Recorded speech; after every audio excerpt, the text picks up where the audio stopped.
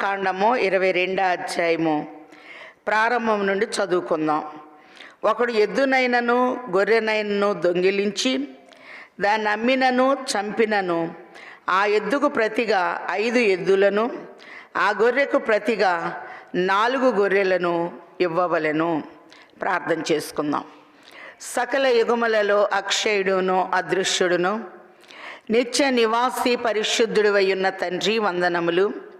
మీ ఏర్పాటును బట్టి, మీ అనాది సంకల్పమును బట్టి స్థల జ్ఞానివై ఉన్న మీరు నీ పరిశుద్ధ మందిరములో నుండి మాట్లాడుటకు మీరు ఇచ్చిన అవకాశమును బట్టి వందించుచున్నాము. వినేవారిని, వివరించేవారిని మీ స్వాధీనమందుంచుకొని నీ వాగ్దాన ప్రజలైనటువంటి ఇశ్రాయేలీలు నీకు ప్రతిష్ఠించబడిన వారు గనక వారు వాగ్దాన దేశంలో ఏ రీతిగా నడుచుకొనవలెనో చక్కటి చట్టాలని, విధులను మీరు బయలుపరచుచున్న తండ్రి, వందనములు. ఈ సమయంలో వారితో మాట్లాడిన విషయములు మాతో మాట్లాడుచు మమ్మల్ని సరిచేయుచున్న తండ్రి, వందనములు.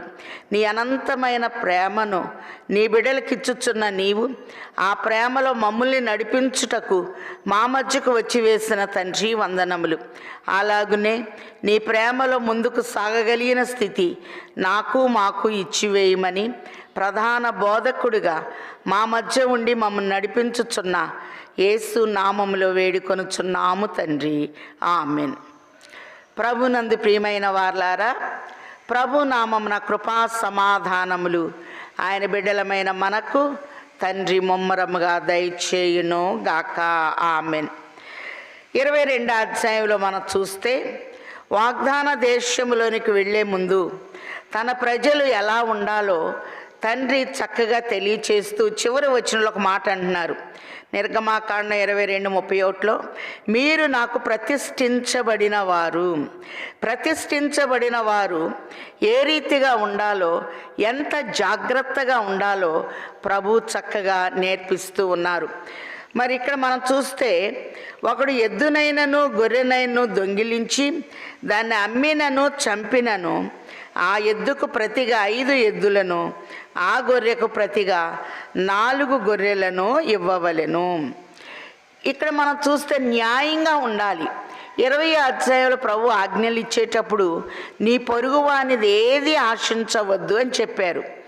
అలాగునే దొంగతనము చేయకూడదు అని ప్రభు తెలియచేశారు. అబద్ధ సాక్ష్యము పలకకూడదు అని ప్రభు తెలియచేశారు. లూకాసు సువార్త 19వ అధ్యాయంలో చూస్తే మరి ఎరికోలో ఒక జక్కయ్య అనే ఒక వ్యక్తి కనపడుతూ ఉన్నాడు. చాలాసార్లు చెప్పుకున్నాం. యేసును చూడాలి అని మనస్సులో ఆశ అనేది కలిగింది. పరిగెత్తటానికి కాళ్ళు వాడాడు, చెట్టు ఎక్కటానికి చేతులను వాడాడు, యేసును చూచుటకు కళ్ళు వాడాడు. ఆ చోటికి ప్రభు వచ్చి జక్కయ్య త్వరగా దిగు అన్నప్పుడు ఆయన మాటలు వినటానికి చెవులను వాడాడు.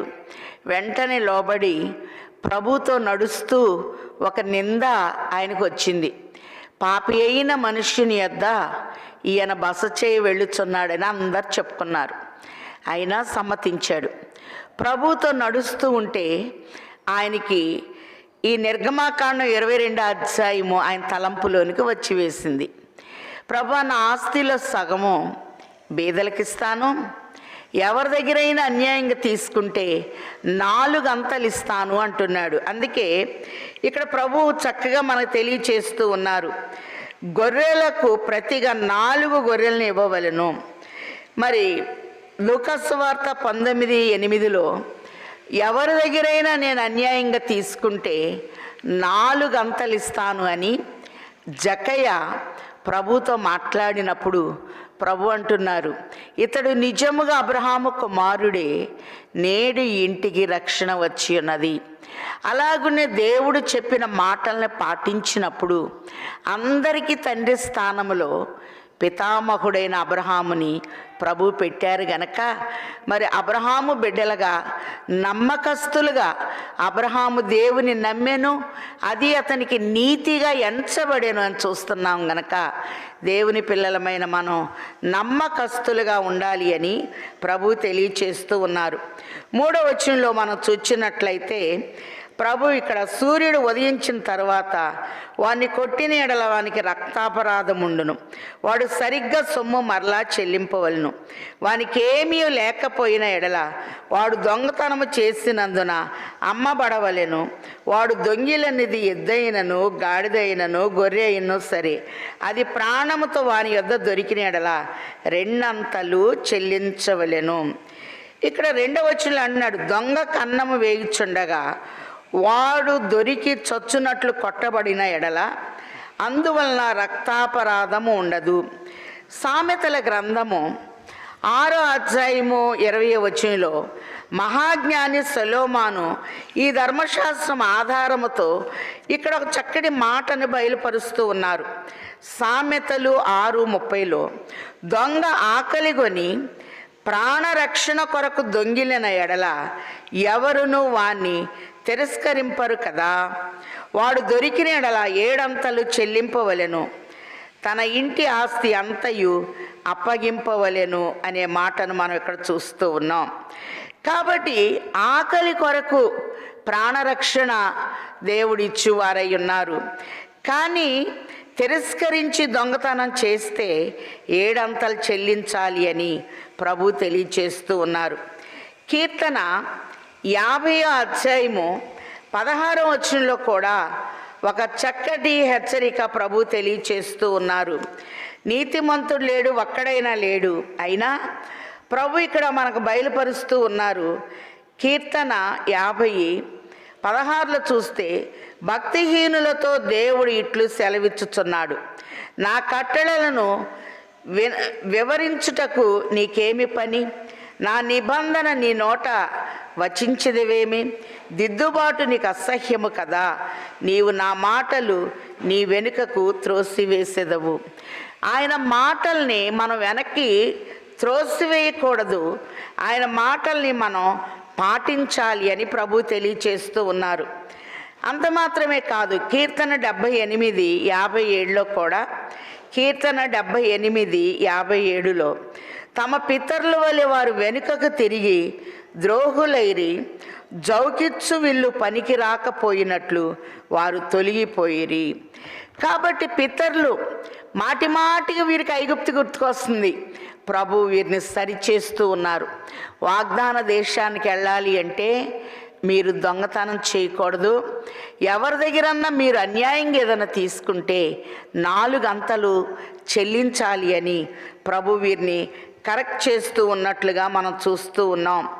అలాగనే 5వ వచనంలో చూస్తే ఒకడు చేనునైను ద్రాక్ష తోటనైను మేపుటకు తన పశువులను విడిపింపగా ఆ పశువు వేరొకని చేను మేసినెడలా అతడు తన చేనులోది మంచిదియు ద్రాక్ష తోటలోని మంచిదియు వానికి ప్రతిగా ఇయ్యవలెను.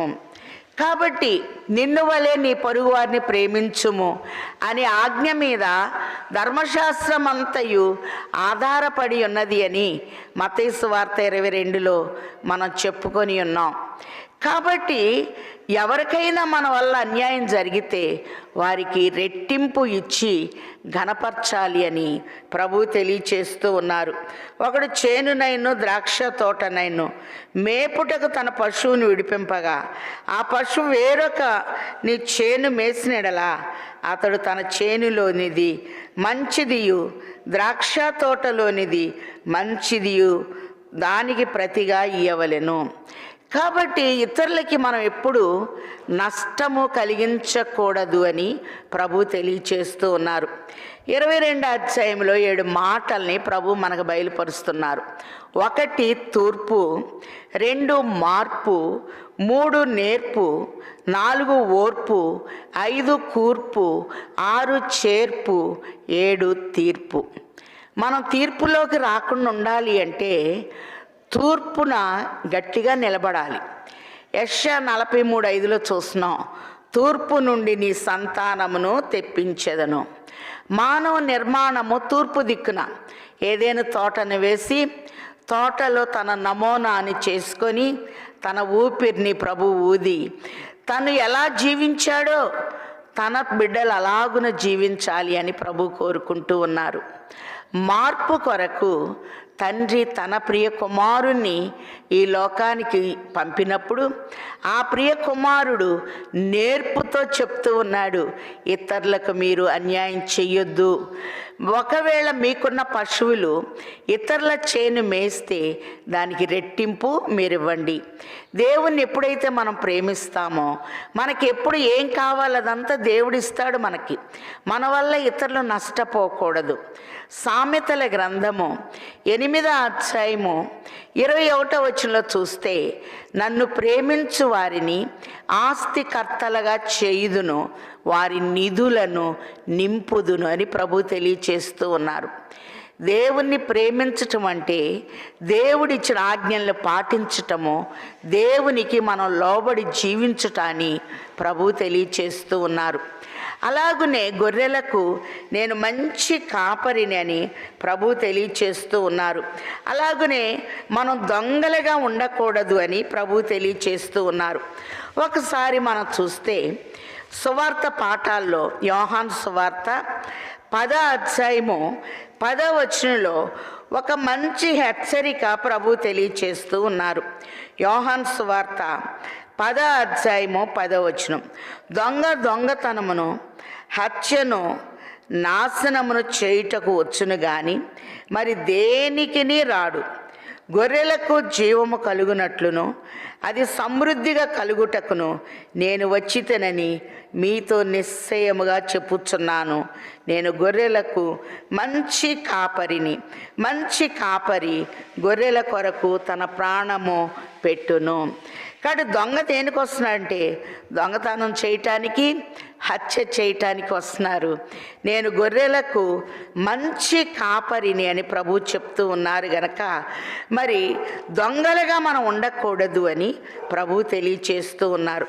చాలాసార్లు మనం అనుకుంటాం మేము అన్నిట్లో చాలా పర్ఫెక్ట్గా ఉన్నాం, ఎప్పుడు కూడా మరి మా దగ్గర ఎలాంటి దోషము లేదు అని. మలాకీ గ్రంథము 3వ అధ్యాయంలో మనం చూస్తే, మలాకీ గ్రంథము 3వ అధ్యాయము 7వ వచనం, మీ పితరుల నాటి నుండి మీరు నా కట్టడలను గైకొనక వాటిని త్రోసివేయితిరి. అయితే మీరు నా తట్టు తిరిగిన ఎడల నేను మీ తట్టు తిరుగుదునని సైన్యములకు అధిపతి యెహోవా సెలవిచ్చుచున్నాడు. మేము దేని విషయంలో తిరుగుదుమని మీరందరూ, మానవుడు దేవుని యొద్ద దొంగిలునా? అయితే మీరు నా యొద్ద దొంగిలితిరి. దేని విషయంలో మేము నీ యొద్ద దొంగిలితిమని మీరందరూ, 10వ భాగము ప్రతిష్టార్పణలను ఈయక దొంగిలితిరి. ఈ జనులందరూ నా యొద్ద దొంగిలుచునే ఉన్నారు, మీరు శాపగ్రస్తులై ఉన్నారు. కాబట్టి ఇక్కడ మనం చూస్తే దేవునికి ఇవ్వవలసిన భాగాన్ని మనం ఇచ్చివేయాలి. అలాగనే ఆదికాండం 28లో యాకోబు ప్రయాణం చేస్తూ ప్రొద్దు కుంకినప్పుడు ఒక తలగడగా రాయి పెట్టుకొని పడుకుంటే దేవుడు అతన్ని బలపరిచారు, ధైర్యపరిచారు, అతన్ని దీవించారు.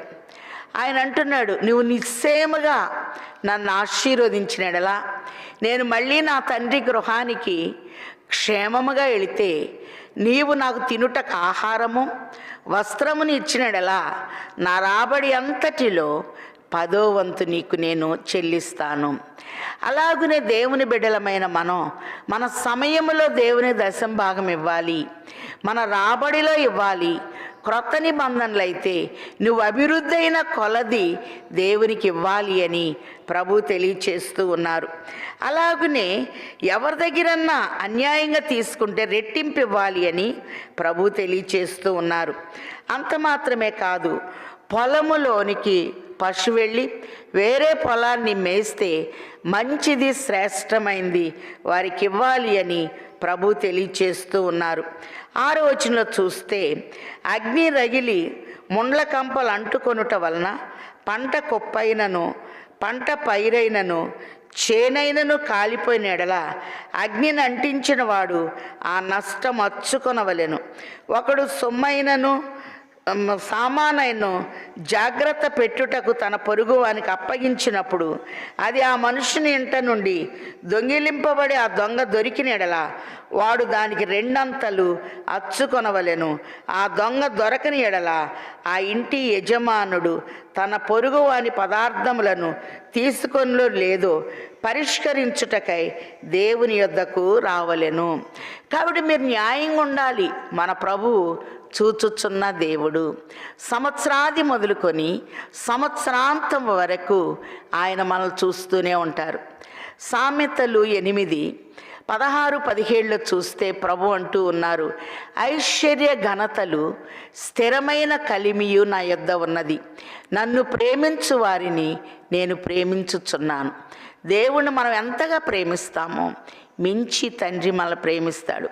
ఐశ్వర్యం ఇవ్వాలన్నా, ఘనత ఇవ్వాలన్నా, స్థిరమైన కలిమి ఇవ్వాలన్నా దేవుడే ఇస్తాడు. కనుక మీరు ఇతరులది ఆశించవద్దు. కాబట్టి మరి ఇశ్రాయేలీయుల సేన ఎలా బయలుదేరాలి అని దేవుని దగ్గర విచారణ చేసినప్పుడు సంఖ్యాకాండము 2లో మనం చూస్తూ ఉన్నాం. ప్రతి ఒక్కరూ సూర్యుడు ఉదయించు తూర్పు దిక్కు నుండి యూదాపాళ్యము దగ్గర నుండి తమ ధ్వజము యొద్ద నిలిచి బయలుదేరవలెను అనే ఒక చక్కటి చట్టాన్ని మనం చూస్తూ ఉన్నాం. సంఖ్యాకాండము 2వ అధ్యాయములో మరి 2వ వచనం, ఇశ్రాయేలీలందరూ తమ తమ పితరుల కుటుంబముల టెక్కెములను పట్టుకొని తమ తమ ధ్వజమునొద్ద దిగవలెను. వారు ప్రత్యక్షపు గుడారమునకు ఎదురుగా దాని చుట్టూ దిగవలెను. సూర్యుడు ఉదయించు తూర్పు దిక్కున యూదాపాళ్యపు ధ్వజము గలవారు తమ తమ సేనల చొప్పున దిగవలెను. కాబట్టి ఎలా దిగాలి, ఎలా నడవాలి, ఎంత క్రమశిక్షణగా ఉండాలి అనేది ప్రభు ఇక్కడ చక్కగా మనకి బయలుపరుస్తూ ఉన్నారు. ఏ సేన ఎలా బయలుదేరాలి అనేది. అందుకే తూర్పు అనేది సంతానానికి దీవెన. యెషయా 43:5లో తూర్పు నుండి నీ సంతానమును తెప్పించెదను అని ప్రభు అంటున్నారు. 2 మార్పు. కాబట్టి మరి కానా వివాహంలో రంగు, రుచి, వాసన నీళ్లు ద్రాక్షరసముగా మార్పు చెందినట్లుగా చూస్తూ ఉన్నాం. అలాగనే ప్రకటన గ్రంథము 2వ అధ్యాయము 4వ వచనంలో మొదట నీకుండిన ప్రేమను నీవు వదిలితివని నీ మీద తప్పు ఒకటి మోపవలసి ఉన్నది. నువ్వు ఏ స్థితిలో నుండి పడితివో అది జ్ఞాపకం చేసుకొని మారు మనసు పొంది ఆ మొదటి క్రియలను చేయుము. మారు మనసు పొంది మార్పు. దేవుని పిల్లలమైన మనం దొంగలుగా వాగ్దాన దేశంలో అడుగు పెట్టకూడదు. ఇతరులను ఆశిస్తూ అడుగు పెట్టకూడదు. అబద్ధ సాక్ష్యములతో అడుగు పెట్టకూడదు. గనక మార్పు అనేది మనలో రావాలి అని ప్రభు కోరుకుంటూ ఉన్నారు. 3వదిగా మనం చూచినట్లయితే నేర్పు. ఎలా నేర్పిస్తారు అంటే మనం చూస్తూ ఉన్నాం మత్తయి 11:28లో నా కాడి ఎత్తుకొని నా యొద్ద నేర్చుకొనుడి. జక్కయ్య ప్రభుతో నడుస్తూ ఉంటే అంతరంగానికి అర్థమైంది, నేర్చుకున్నాడు. నా ఆస్తిలో సగం బీదలకు ఇస్తాను, ఎవరి దగ్గరైనా అన్యాయంగా తీసుకుంటే 4 అంతలు ఇస్తాను అంటున్నాడు. నేర్పిస్తారు ప్రభు. ఒకసారి చూద్దాం. నిర్గమకాండము 22వ అధ్యాయము 9వ వచనంలో చూస్తే ప్రతి విధమైన ద్రోహమును గూర్చి, అనగా ఎద్దును గూర్చి, గాడిదను గూర్చి, గొర్రెను గూర్చి, బట్టను గూర్చి పోయిన దాన్ని ఒకడు చూచి ఇది నాదని చెప్పి దాన్ని గూర్చి ఆ ఇద్దరి వ్యాజ్యము దేవుని యొద్దకు తేబడవలను. దేవుడు ఎవని యొద్ద నేరము స్థాపించునో వాడు తన పొరుగు వానికి 2 అంతలు అచ్చుకొనవలెను. మీరేదన్నా అన్యాయం చేస్తే 2 అంతలు వారికి ఇవ్వాలి. మనం జకరియా గ్రంథము 9వ అధ్యాయం 12వ వచనంలో చూస్తే బంధకములలో పడియుండియు నిరీక్షణ గలవారులారా మీ కోటను మరలా ప్రవేశించుడి, 2 అంతలుగా మీకు మేలు చేసేదనని నేడు నేను మీకు తెలియచేయుచున్నాను. కొంచెం అపకారం చేసినా ఉపకారం చెయ్యాలి అని ప్రభువు చెప్తూ, ఎవరి దగ్గరైనా అన్యాయంగా తీసుకుంటే దేవుని సన్నిధిలో పరిష్కరించబడినప్పుడు ఆ ద్రోహము చేసిన వాడు రెండంతలు ఇవ్వాలి అని ప్రభువు తెలియచేస్తూ ఉన్నారు. అలాగనే మనం చూచినట్లయితే 10వ వచనంలో మరి నిర్గమాకాండం 22:10, ఒకడు గాడిదనైనను ఎద్దునైనను గొర్రెనైనను మరి ఏ జంతువునైనా కాపాటకు తన పొరుగువానికి అప్పగించిన మీదట అది చచ్చినను హాని పొందినను ఎవడును చూడకుండా తోలుకొని పోబడినను వాడు తన పొరుగువాని సొమ్మును తీసుకొనలేదనుటకు యెహోవా ప్రమాణము వారిద్దరి మధ్య ఉండవలెను. దేవుని భయం అనేది ఉండాలి. నమ్మి ఒకరికి ఒకటి ఇచ్చామనుకో, మరి దాన్ని జాగ్రత్తగా కాపాడాలి. మరి ఇశ్రాయేలు ఆస్తి ఏంటంటే పశువులే వారి ఆస్తి. మరి మనం చూచినట్లయితే ఆదికాండము 13వ అధ్యాయంలో లోతు మంద కాపర్లకు అబ్రహాము మంద కాపర్లకు గొడవలు జరిగినాయి. ఎందుకంటే వారి ఆస్తి వారు కలిసి నివసించలేనంత విస్తారమై ఉన్నది అనే మాటలను మనం చూస్తూ ఉన్నాం. అలాగనే తూర్పు దిక్కులో ఉన్న వారందరిలో యోబు గొప్పవాడిగా మనం చూస్తూ ఉన్నాం. అతనికి కూడా మరి 2 కార్లుంటే పెట్టుకోవాలంటేనే మనకు స్థలం చావటం లేదు. కానీ ఒకసారి చూద్దాం ఎంత ఆస్తిని యోబుకు దేవుడిచ్చాడు అనేది చూస్తే, యోబు గ్రంథము 42వ అధ్యాయంలో ప్రభువు ఎలా దీవించాడు చెప్తున్నాడు. యెహోవా యోబును మొదట ఆశీర్వదించిన దానికంటే మరీ అధికముగా ఆశీర్వదించెను.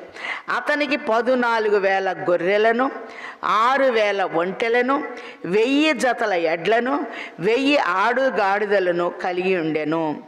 ఇక్కడ మనం చూస్తే అతనికి 14,000 గొర్రెలను, 6,000 ఒంటెలను, 1000 జతల ఎడ్లను, 1000 ఆడుగాడిదలను అతనికి ఇచ్చెను అనే మాట చూస్తూ ఉన్నాం.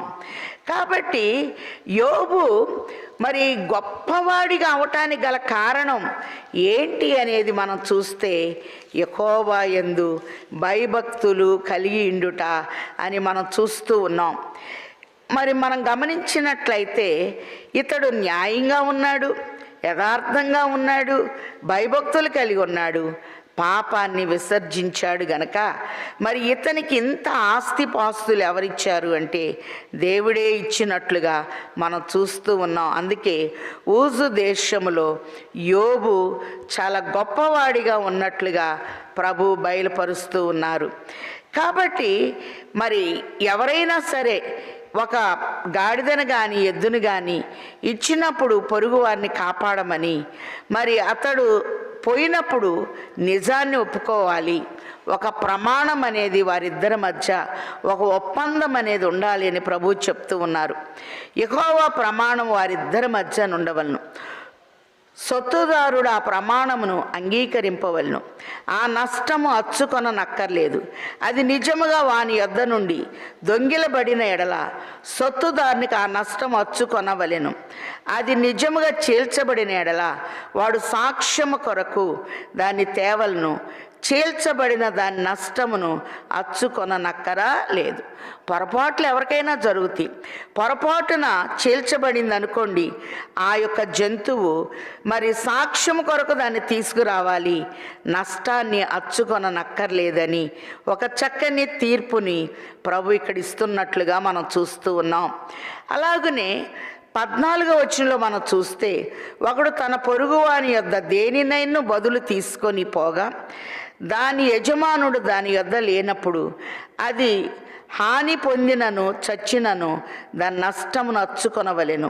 దాని యజమానుడు దానితో నుండిన ఎడల దాని నష్టమును అచ్చుకొననక్కరలేదు. కాబట్టి కొన్నిసార్లు మనం చూచి చూడనట్టు మరి పట్టించుకోనట్టు ఉంటూ ఉంటాం. కానీ మరి నువ్వు మంచే చేయి చెడే చేయి ప్రసంగిలు అంటున్నాడు. తీర్పు దినమున ప్రతిదీ లెక్కలోనికి వచ్చును అన్న విషయాన్ని నువ్వు అసలు మర్చిపోవద్దు అని ప్రభు హెచ్చరిక చేస్తూ ఉన్నారు. అలాగని ఇక్కడ మనం గమనించినట్లయితే ఏదైనా తీసుకున్నప్పుడు జాగ్రత్తగా దాన్ని ఇవ్వాలి. మన దగ్గర అది నష్టపోయి మరి కనపడకుండా పోతే ఆ నష్టాన్ని మనకి ఇచ్చిన వారికి తిరిగి మనం ఇచ్చివేయాలి అని ప్రభు తెలియచేస్తూ ఉన్నారు. 15వ వచనంలో దాని యజమానుడు దాంతో నుండిన ఎడల దాని నష్టమును అచ్చుకొననక్కరలేదు, అది అద్దెదైన ఎడల అది దాని అద్దెకు వచ్చెను. ఒకడు ప్రదానము చేయబడిన ఒక కన్యకను మరులు గొలిపి ఆమెతో శయనించినడల ఆమె నిమిత్తం ఓలి ఇచ్చి ఆమెను పెండ్లి చేసుకొనవలెను. కాబట్టి ఇశ్రాయేలీల కన్యకలు చాలా పవిత్రమైనటువంటి వారు. అందుకే కొరింథీలకు రాసిన 2వ పత్రిక 11:2 చూస్తే పవిత్రురాలైన కన్యగా ఒకే పురుషునికి నేను మిమ్మును ప్రదానము చేసి తిని అని ప్రభు తెలియచేస్తూ ఉన్నారు.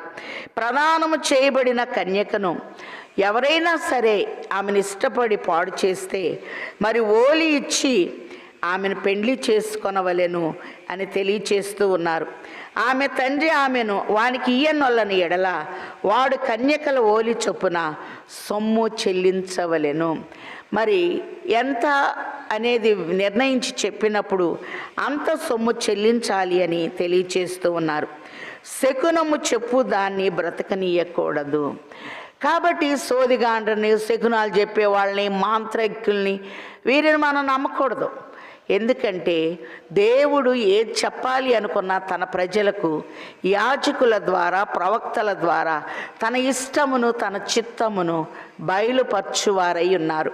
అలాగే మనం చూస్తే మనందరూ తెలుసు, మరి 1 సమూయేలు గ్రంథము 28వ అధ్యాయములో సౌలు చిల్లంగితనం చేసేవారిని అందరినీ చంపించినట్లు మనందరికీ తెలిసిన విషయమే. చివరికి ఈయన తప్పు చేసినప్పుడు దావీదు మీద విషపు చూపు నిలుపుతూ ఉన్నప్పుడు దేవుని దగ్గర నుండి ఈయనకి జవాబు రాలేదు. ఎప్పుడైతే దేవుని దగ్గర నుండి ఈయనకి జవాబు రాలేదో ఈ సౌలు కూడా మరి చేయకూడని పని చేసినట్లుగా మనం చూస్తూ ఉన్నాం. దాన్ని బట్టి దేవుని కోపము రగులుకున్నట్టు చూస్తూ ఉన్నాం. ఒకసారి చూద్దాం. 1 సమూయేలు గ్రంథము 28వ అధ్యాయములో గనక మనం గమనించినట్లయితే 1 సమూయేలు గ్రంథము 28వ అధ్యాయము 3వ వచనం. సమూయేలు మృతి నొందగా ఇశ్రాయేలీయులు అతని గురించి విలాపము చేసి రామాను అతని పట్టణములు అతని పాతిపెట్టి ఉండిరి. మరియు సౌలు కర్ణ పిచాచము గల వారిని, చిల్లంగి వారిని దేశములో నుండి వెళ్ళగొట్టి ఉండెను. ఫిలిస్తీన్లు దండెత్తి వచ్చి షునేములో దిగగా సౌలు ఇశ్రాయేలీలందరినీ సమకూర్చెను. వారు గిల్బోవాలో దిగిరి. సౌలు ఫిలిస్తీన్ల దండును చూచి మనస్సునందు భయకంపము నొంది యెహోవా యొద్ద విచారణ చేయగా యెహోవా స్వప్నము ద్వారానైనను ఊరీము ద్వారానైను ప్రవక్తల ద్వారానైను ఏమీ సెలవీయకుండెను. అప్పుడు సౌలు, నా కొరకు మీరు కర్ణ పిచాచము గల ఒక స్త్రీని కనుగొనుడి, నేను పోయి దాని చేత విచారణ చేతునని తన సేవకులకు ఆజ్ఞేయగా వారు చిత్తము ఎందోరులో కర్ణ పిచాచము గల ఒకటి ఉన్నదని అతనితో చెప్పిరి. ఒకప్పుడు సౌలు ఆజ్ఞ అతిక్రమే పాపము, పాపం వలన వచ్చు జీతము మరణము. వాగ్దాన దేశంలోకి వెళ్ళేటప్పుడు దేవుని మాటనే మీరు పాటించాలి కానీ చిల్లంగితనం చేసేవారిని, సోది చెప్పేవాళ్ళని, శకునం చెప్పేవారిని, ఇలాంటి ఐగుప్తి ఆచారాలు మీలోనికి రాకూడదు అని చెప్పి తండ్రి వారిని పరిశుద్ధపరుస్తూ ఉన్నారు. వారి ఆలోచన విధానాన్ని పూర్తిగా మార్చివేస్తూ ఉన్నారు. అలాగని ఇక్కడ మనం చూచినట్లయితే మరి ప్రభు మృగ సంయోగం చేసేవారిని కానీ, శకునము చెప్పు దాన్ని కానీ బ్రతకనీయవద్దు అని ప్రభు తెలియచేస్తూ ఉన్నారు. మరి యెహోవా మాత్రమే గాక వేరొక దేవునికి బలి అర్పించువాడు శాపగ్రస్తుడు. పరదేశిని విసికింపవద్దు, బాధింపవద్దు. మీరు ఐగుప్తు దేశంలో పరదేశులై ఉంటిరి కదా. విధవరాలినైన్ను దిక్కులేని పిల్లలనైన్ను బాధ పెట్టకూడదు. ప్రభువు కరెక్ట్ చేస్తున్నాడు. శకునాలు చెప్పేవారిని బ్రతకనీయొద్దు. కాబట్టి సమస్తము క్రమముగా మర్యాదగా జరగనీయుడి. మృగ సంయోగము అనేది మీలో ఉంటే మరి అతన్ని చంపేసేయాలి అని ప్రభు తెలియచేస్తూ ఉన్నారు. అలాగునే పొరపాటును కూడా వ్యతిరేకపు ఆలోచన రాకూడదు. దేవునికి తప్ప వేరే ఎవరికి బలి అర్పింపకూడదు. ద్వితీయోపదేశ కాండము 22వ అధ్యాయములో గనక మనం చూచినట్లయితే ప్రభువు ద్వితీయోపదేశ కాండము 22వ అధ్యాయంలో కూడా చక్కటి హెచ్చరికలు ఆయన బిడ్డలమైన మనం ఎలా ఉండాలో ప్రభు బయలుపరుస్తూ ఉన్నారు. ద్వితీయోపదేశ కాండము 22వ అధ్యాయము 18వ వచనం నుండి ఒకసారి చూస్తే, ఒకరి కుమారుడు మొండివాడై తిరగబడి తండ్రి మాటనైనను తల్లి మాటనైను వెనకయుండి వారు అతను శిక్షించిన తరువాతయును అతడు వారికి అవిధేయుడు కాకపోయిన ఎడల అతని తల్లిదండ్రులు అతన్ని పట్టుకొని ఊరి గవిని యొద్ద కూర్చుండు పెద్దల యొద్దకు అతన్ని తీసుకొని వచ్చి. కాబట్టి బిడ్డ మారలేదు అనుకోండి, దేవుని సముఖములోనికి తీసుకొని రావాలి అని ప్రభు తెలియచేస్తూ ఉన్నారు. మరి అలాగునే నీ బాల్య దినముల యందే నీ సృష్టికర్తను స్మరణకు తెచ్చుకొనుము అనే మాటల్ని మనం చూస్తూ ఉన్నాం. అంత మాత్రమే కాదు, వాక్యంలో మనం గమనించినట్లయితే ద్వితీయోపదేశ కాండములో ప్రభు చక్కగా మనకు బయలుపరుస్తూ ఉన్నారు. మరి 10వ అధ్యాయములో ద్వితీయోపదేశ కాండము 10వ అధ్యాయము 18వ వచనంలో తల్లిదండ్రులు లేని వారిని విధవరాలిని న్యాయము తీర్చి పరదేశి యందు దయ్యుంచి అన్న వస్త్రములు అనుగ్రహించువాడు. మీరు ఐగుప్తు దేశములో పరదేశుల ఇంటిరి గనుక పరదేశిని జాలి తలచుడి. మీరు 430 సంవత్సరాలు ఐగుప్తు దేశంలో బానిసలుగా ఉన్నారు గనక పరదేశీ ప్రాణాన్ని విసికించవద్దు. తల్లిదండ్రులు లేని వారిని గౌరవించండి, విధవరాళ్ళని ప్రేమించండి అని ప్రభు ఇక్కడ చక్కగా మనకి తెలియచేస్తూ ఉన్నారు. ద్వితీయోపదేశ కాండం 11, 12లో కూడా మరి నీ దేవుడైన యెహోవా లక్ష్యపెట్టు దేశము, నీ దేవుడైన యెహోవా కన్నులు సంవత్సరాది మొదలుకొని సంవత్సరాంతం వరకు ఎల్లప్పుడూ దాని మీద ఉండును. మనం ఏమేం చేస్తున్నామో ప్రభువుకి సమస్తము తెలియబడుతుంది అని ప్రభు తెలియచేస్తూ ఉన్నారు. అంత మాత్రమే కాదు, 146వ కీర్తన 9వ వచనంలో కూడా దేవుని బిడ్డలమైన మనం ఎలా బ్రతకాలో ప్రభు నేర్పిస్తూ ఉన్నారు. మీరు వాగ్దాన దేశంలో అడుగు పెట్టాలంటే ఈ లక్షణాలు కనపడాలి. 146వ కీర్తనలో మనం గమనించినట్లయితే ప్రభువు చక్కటి తీర్పును తీరుస్తూ ఉన్నాడు. 7వ వచనంలో బాధపరచబడు వారికి ఆయన న్యాయము తీర్చును, ఆకలి గొనిన వారికి ఆహారము దయచేయును. కాబట్టి 5వ వచనం చూద్దాం. ఎవనికి యాకోబు దేవుడు సహాయుడగునో, ఎవడు తన దేవుడైన యెహోవా మీద ఆశ పెట్టుకొన్నో వాడు ధన్యుడు అని ప్రభు తెలియచేస్తూ బాధపరచు వారికి ఆయన న్యాయము తీర్చును. కాబట్టి రూతు గ్రంథంలో మనం చూస్తే పరదేశిగా మోయాబు ప్రాంతము నుండి ఈమె బెత్లెహేము పొలములోనికి వచ్చినప్పుడు మరి ఈమె విధవరాలుగానే వచ్చింది. 10 సంవత్సరాలు మోయాబులో భర్తతో ఉంది కానీ బిడ్డలు లేరు. సమస్తాన్ని కోల్పోయి రూతు వస్తే పొలములో ఈమెకు ఒక చక్కటి దీవెన, పరదేశిగా వచ్చిన ఈమెకు బోయేజు ఇచ్చిన దీవెన చూద్దాం. రూతు గ్రంథము 2వ అధ్యాయము 2వ అధ్యాయము 10వ వచనంలో అందుకు ఆమె సాగిలపడి తల వంచుకొని, ఏమి తెలిసి పరదేశినైన నా యందు లక్ష్యముంచున్నట్లు నీ కటాక్షము కలిగేనని చెప్పగా, బోయజు, నీ పెనిమిటి మరణమైన తరువాత నీవు నీ అత్తకు చేసినదంతయు నాకు వినపడెను. నీవు నీ తల్లిదండ్రులను నీ జన్మభూమిని విడిచి ఇంతకు ముందు నువ్వు ఎరగని ఈ స్థలానికి వచ్చావు గనక యెహోవా రెక్కల క్రింద నీవు చేసిన దాని ప్రతిఫలమిచ్చును. ఇశ్రాయేలీయుల దేవుడైన యెహోవా రెక్కల క్రింద సురక్షితముగా ఉండునట్లు నీ వచ్చితివి. ఆయన నీకు సంపూర్ణమైన బహుమానం ఇచ్చును. విధవరాలుగా వచ్చిన ఈమె దావీదు వంశం వర్ధిల్లటానికి, యెష్షై చిగురు మొలవటానికి, యెష్షై కుటుంబం నిలబడటానికి ఒక సాధనముగా ఉంది గనక యెహోవా రెక్కల క్రింద పరదేశిగా వచ్చిన ఈమెకు సంపూర్ణమైన బహుమానం ఇవ్వబడింది. కాబట్టి ఒకటి తూర్పు అని చూచాం, 2 మార్పు అని చూచాం, 3 నేర్పు, 4 ఓర్పు. రూతులో ఏం కనపడుతుందంటే ఓర్పు. కాబట్టి ఆమెకు పాపం ఏం తెలియదు ఆరాధన. బోయజు 2వ అధ్యాయంలో వచ్చి చేను కోసేవారిని యెహోవా మిమ్మల్ని ఆశీర్వదించును గాకంటే, వారు ఉత్తర ప్రత్యుత్తరాలుగా యెహోవా నిన్ను దీవించును గాకంటే ఓర్పుతో ఈమె పరిగేరుకుంటూ ఉంది. ఎక్కడ రూతమ్మ పరిగేరిందో అదే స్థలములో మంద కాపర్లకు దూత కనపడినట్లుగా మనం చూస్తూ ఉన్నాం. 1 తూర్పు, 2 మార్పు, 3 నేర్పు, 4 ఓర్పు, 5 కూర్పు. పంట కూర్చుకుంటూ ఉంది. దేవుని పిల్లలమైన మనం ప్రభు సన్నిధిలో మరి కన్నీటితో విత్తువాడు పనులు మోసుకొని పోవునని 126వ కీర్తనలో చూస్తున్నాం.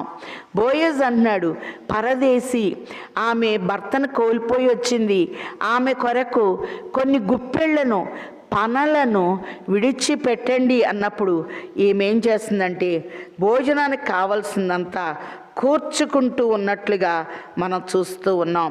మన తండ్రి దయగలిగినటువంటి వారు. అలాగనే ఏ సమయంలో ఏ పంట ఇవ్వాలో తండ్రికి బాగా తెలుసు. 126వ కీర్తనలో చూస్తున్నాం కదా, మనం కలకనిన వారి వలె ఉంటిమి, మన నోటి నిండా నవ్వు ఉండెను, ఆనంద గానములతో తండ్రి మనల్ని నింపుతారు. యెహోవా వీరి కొరకు గొప్ప కార్యములు చేశానని అన్యజనులు చెప్పుకొందురని చూస్తున్నాం. కాబట్టి కూర్పు, ఏమో కూర్చుకుంటూ ఉంది. మరి 6వదిగా చేర్పు. ప్రభువు యొక్క వంశావళిలో మోయాబురాలుగా వచ్చిన రూతు వంశావళి పట్టీలో చేర్చుకోబడుతూ ఉంది. మత్తయి సువార్తలో మనం చూచినట్లయితే మరి ఎక్కడో పేరు లేనటువంటి వారిని దేవుడు వంశావళి పట్టీలో చేరుస్తూ ఉన్నారు. మత్తయి సువార్త 1వ అధ్యాయము 3వ వచనంలో యూదా తామారు నందు పెరేసు జరాహును కనెను. అంత మాత్రమే కాదు, 5వ వచనంలో మనం చూచినట్లయితే నయస్సోను షల్మాను కన్ను, షల్మాను రాహాబు నందు బోయజును కన్ను, బోయజు రూతు నందు ఓబేదును కన్ను, ఓబేదు యెష్షైను కన్ను, యెష్షై రాజైన దావీదును కన్ను. వంశావళి పట్టీలోనికి ఏమో వచ్చి వేస్తూ ఉంది. అలాగనే ఈ రూతులో నుంచి దావీదు వంశము చిగురిస్తూ ఉంది. అందుకే ప్రభు ఇక్కడ ప్రవచనంగా చెప్తున్నారు, విధవరాండ్లను మీరు బాధించవద్దు, తల్లిదండ్రులు లేని వారిని ఆదుకోవాలి. యోబు గ్రంథము 29వ అధ్యాయంలో యోబు అంతగా దీవించబడటానికి యోబులో ఉన్న ముఖ్యమైన లక్షణాలని ఒకసారి చూద్దాం. యోబు గ్రంథము 29వ అధ్యాయంలో మనం చూచినట్లయితే 12వ వచనంలో యోబు గ్రంథము 29:11 నుండి చూద్దాం. నా సంగతి చెవిన పడిన ప్రతివాడు నన్ను అదృష్టవంతునిగా ఎంచెను, నేను కంటబడిన ప్రతివాడు నన్ను గూర్చి సాక్ష్యం ఇచ్చెను. ఏలయనగా మొరపెట్టిన దీనులను, తండ్రి లేని వారిని, సహాయం లేని వారిని నేను విడిపించి తిని, నశించుటకు సిద్ధమై ఉన్న వారి దీవెన నా మీదకి వచ్చెను. విధవరాండ్ర హృదయమును సంతోషపెట్టి తిని, నేను నీతిని వస్త్రముగా ధరించుకొని ఉంటిని కనుక అది నన్ను ధరించెను. విధవరాండ్ర హృదయమును సంతోషపెట్టి తిని, తండ్రి లేని వారికి సహాయము లేని వారిని నేను విడిపించి తిని. యోబు తండ్రి లేని వారికి ఎంతో సహాయం చేశాడు. అలాగే విధవరాండ్రని ఎప్పుడు కూడా కష్టపెట్టలేదు.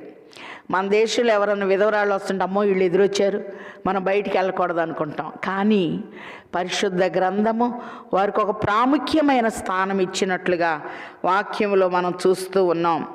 అందుకే నిర్గమకాండము 22వ అధ్యాయంలో మనం చూస్తే 22వ వచనంలో, పరదేశులై ఉంటిరి కదా, విధవరాలినైనను దిక్కులేని పిల్లలనైనను బాధ పెట్టకూడదు.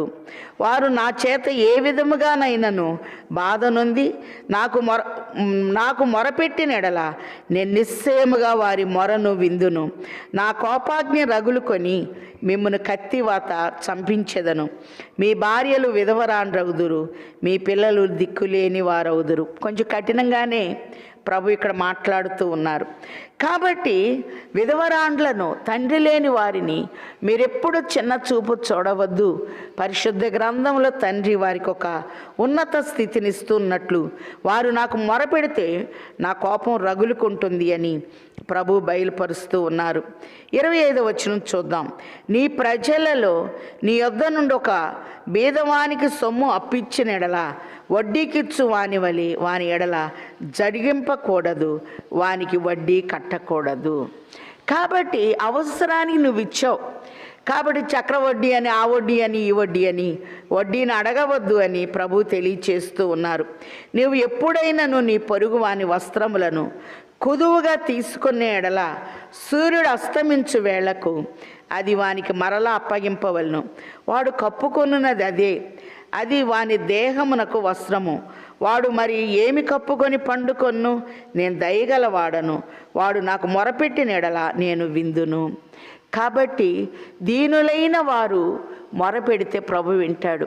రబ్బీ నువ్వు ఎక్కడ కాపురం ఉన్నావంటే వచ్చి చూడండి అని యెషయాలు అంటున్నాడు. మహాగణుడు, మహోన్నతుడు, నిత్య నివాసి, పరిశుద్ధుడైన తండ్రి విరిగి నలిగిన హృదయం కలిగిన వారి మధ్య, దీనులైన వారి మధ్య ఆయన నివాసం చేస్తూ ఉన్నట్టు చూస్తున్నాం. కాబట్టి ఎవరికన్నా నువ్వు పేదవారికి సొమ్మిస్తే వడ్డీ కట్టొద్దు అని ప్రభు తెలియచేస్తూ ఉన్నారు. ఎవరి దగ్గరన్న వస్త్రాన్ని నువ్వు కుదువు పెట్టుకుంటే సాయంకాలం కల్లా అది ఇచ్చివేయాలి. మరుసటి దినం వరకు నీ దగ్గర ఉంచవద్దు. ఏ రోజుకి ఏమివ్వాలో అది నేనిచ్చువాడనని ప్రభు తెలియచేస్తూ ఉన్నారు. నేను దయగలవాడను, వాడు నాకు మొరపెట్టిన ఎడల నేను విందును.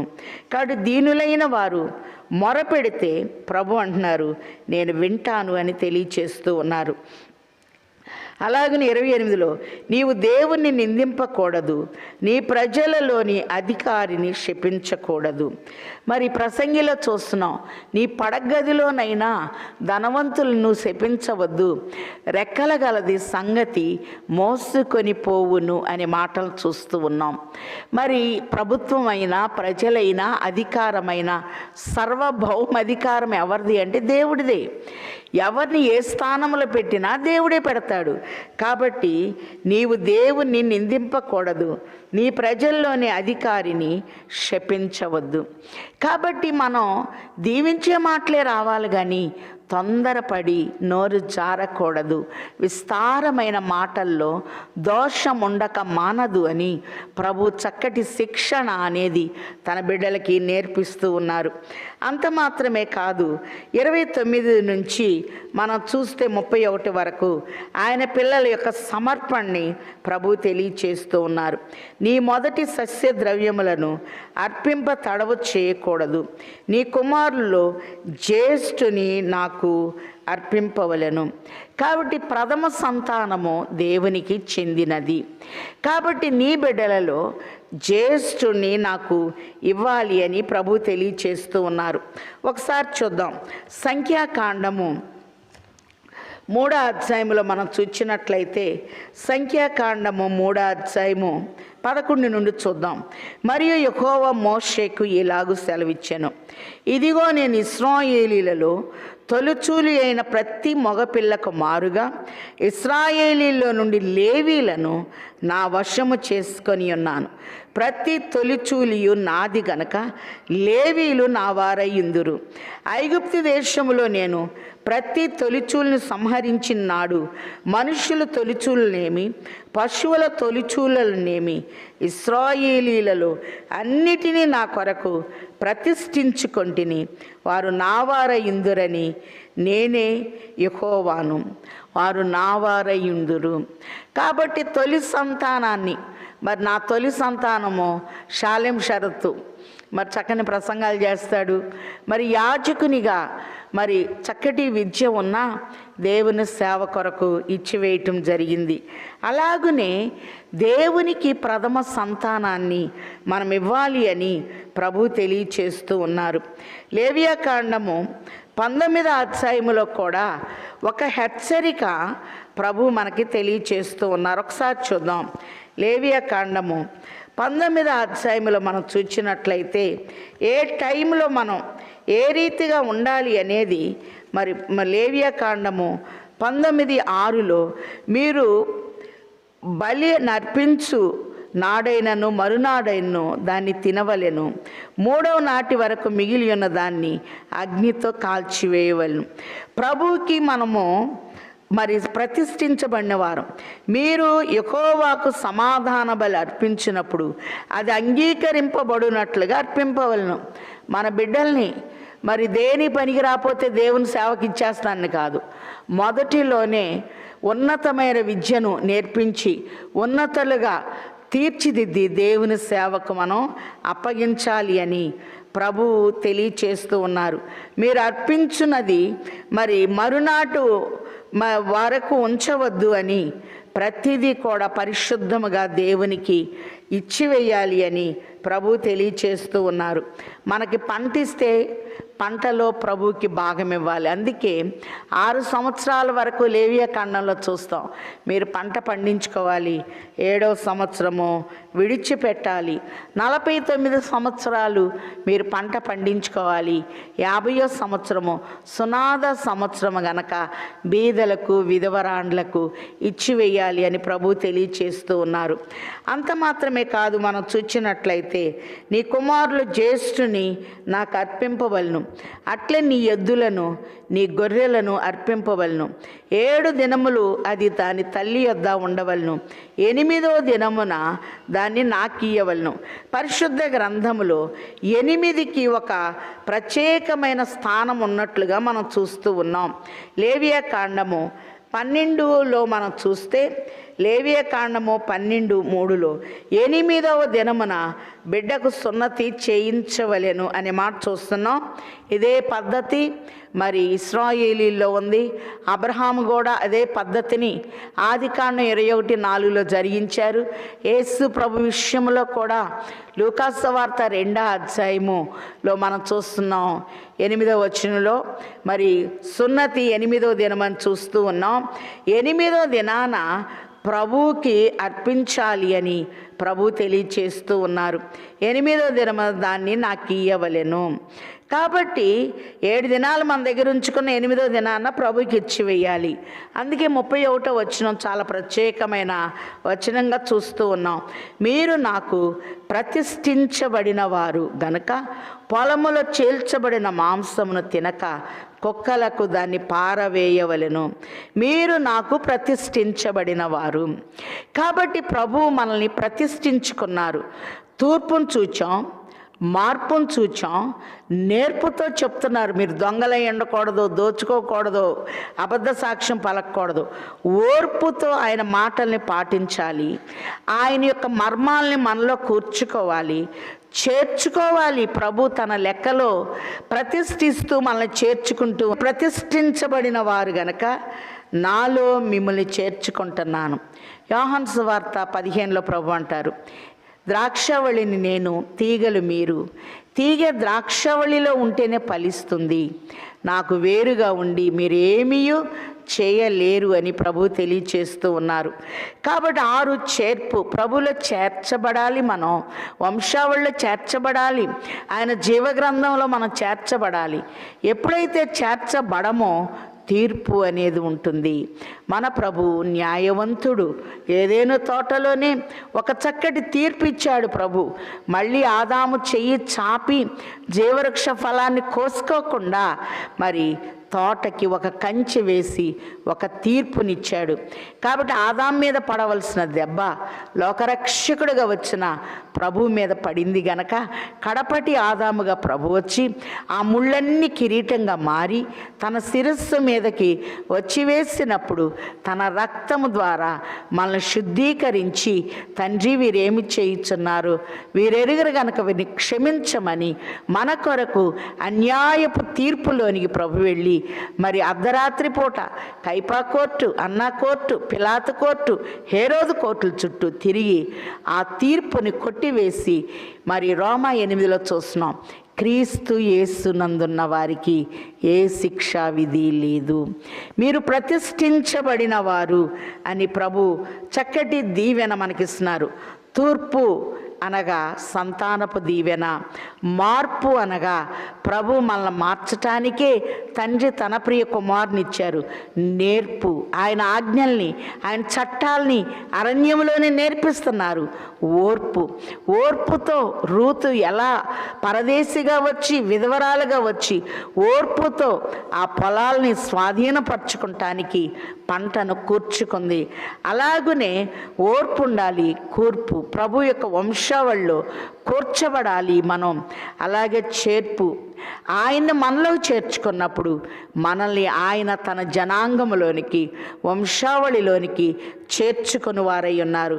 అప్పుడు తీర్పులో నుండి దేవుడు మనల్ని దాటిస్తారు. అందుకే 31వ వచనంలో ప్రభు అంటున్నారు, మీరు నాకు ప్రతిష్ఠించబడిన వారు కనుక పొలములో చీల్చబడిన మాంసమును తినక కుక్కలకు దాన్ని పారవేయుడి.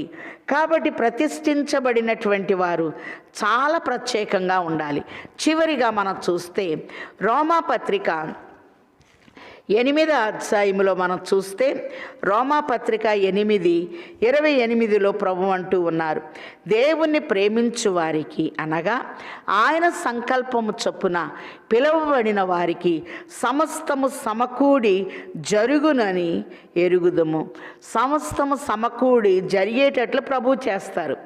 ఎందుకనగా తన కుమారుడు అనేక సహోదరులలో జ్యేష్ఠుడగునట్లు దేవుడు ఎవరిని ముందుగా ఎరిగెనో వారు తన కుమారునితో సారూప్యము గలవారగుటకు వారిని ముందుగా నిర్ణయించెను.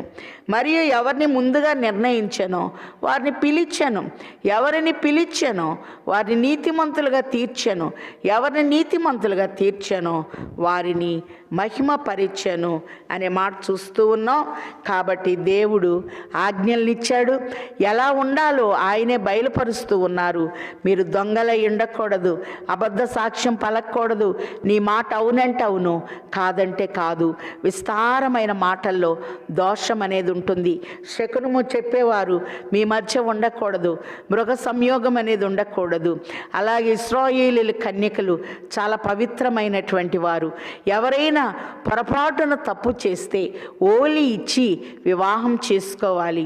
కాబట్టి నువ్వేదన్నా అన్యాయంగా తీసుకుంటే 4 అంతలు చెల్లించాలి అని జక్కైన ఉదాహరణగా చూపిస్తూ ఉన్నారు. శకునము చెప్పే వాళ్ళ బ్రతకకూడదు అనే విషయంలో సౌలు ఆ పొరపాటు చేశాడు. ఆ రోజే అతడు హతుడైనట్లుగా మనం చూస్తూ ఉన్నాం. మరి దేవుని పిల్లలమైన మనం మరి వాగ్దాన భూమిలోకి వెళ్ళాలి అంటే వారు ఎంత ఖచ్చితంగా ఉండాలో ప్రభు నేర్పిస్తూ ఉన్నారు. గనక దేవుని పిల్లలమైన మనం కూడా మహిమ నుండి అధిక మహిమకు వెళ్ళేటప్పుడు మరి దొంగతనము అనేది ఉండకూడదు. దేవునికి ఇవ్వవలసిన సమయాన్ని ఇవ్వకపోయినా అలాగే అయ్యో బైబిల్ చదవటానికి నాకు టైం లేదు, ప్రార్థన చేసుకుంటానికి టైం లేదంటే మనం దొంగిలినట్టే. అలాగనే దేవుని వాక్యం క్రమము ప్రకారం చదవపోయినా మనం దొంగలమైనట్టే.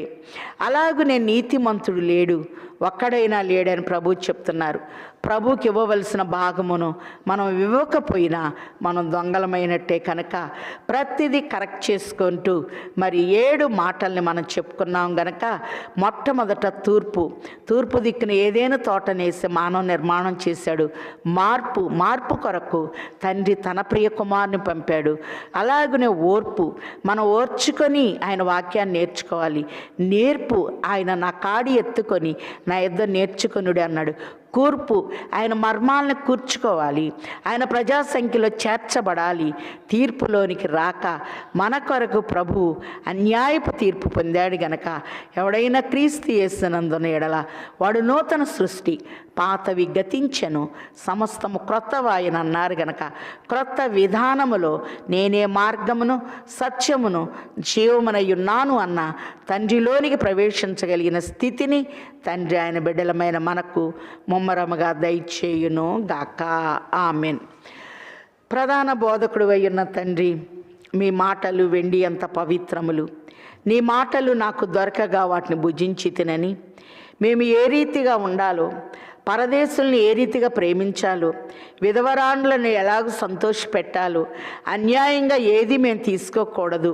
ఒకవేళ పొరపాటు జరిగితే శ్రేష్టమైనవి ఇచ్చి మా పంట విషయంలో కానీ గొర్రెల విషయంలో కానీ ఏదైనా పొరపాటు జరిగితే మేము ఎంత ఖచ్చితంగా దాన్ని ఇవ్వాలో మాకు నేర్పించినందుకై వందనాలు. మీరు ప్రతిష్ఠించబడిన వారు పొలంలో చేల్చబడింది ఏది తినకూడదు అని ఒక పవిత్రత జీవితాన్ని మాకు బయలుపరిచినందుకై వందనాలు. ప్రథమ సంతానాన్ని నాకు ప్రతిష్ఠించండి అని నేర్పించినందుకై వందనములు. అలాగున్నే నాయన నీ చట్టాలని నీ విధుల్ని నాయన ఏ రీతిగా మేము నేర్చుకోవాలి, అరణ్యాన్ని ఒక పాఠశాలగా మలిచి నీ బిడ్డలకు నేర్పించుచున్న తండ్రి వందనాలు. వాగ్దాన దేశములు అడుగు పెట్టాలి అంటే ఎంత ఖచ్చితమైన నియమాలు కావాలో నేర్పించిన తండ్రి, మీరు నేర్పించుచుండగా నాయన ఓర్పుతో నేర్చుకొని నీ రాజ్య వారసులుగా ఉండగలిగిన స్థితిని మాకు ఇచ్చి వెంబడి కృపను ఇచ్చి ప్రతి కుటుంబాన్ని మీరు దర్శించి నూరంతలుగా వర్ధిల్ల చేయమని మంచి కాపరి ప్రధాన బోధకుడు సమస్తము తానై నడిపించుచున్న యేసు నామంలో బ్రతిమిలాడి వేడుకొనుచున్నాము తండ్రి. ఆమెన్.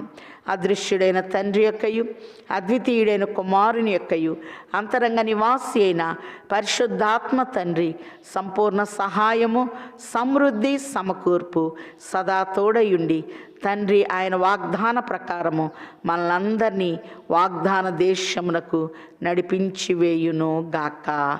ఆమెన్. అందరికీ మరణాత.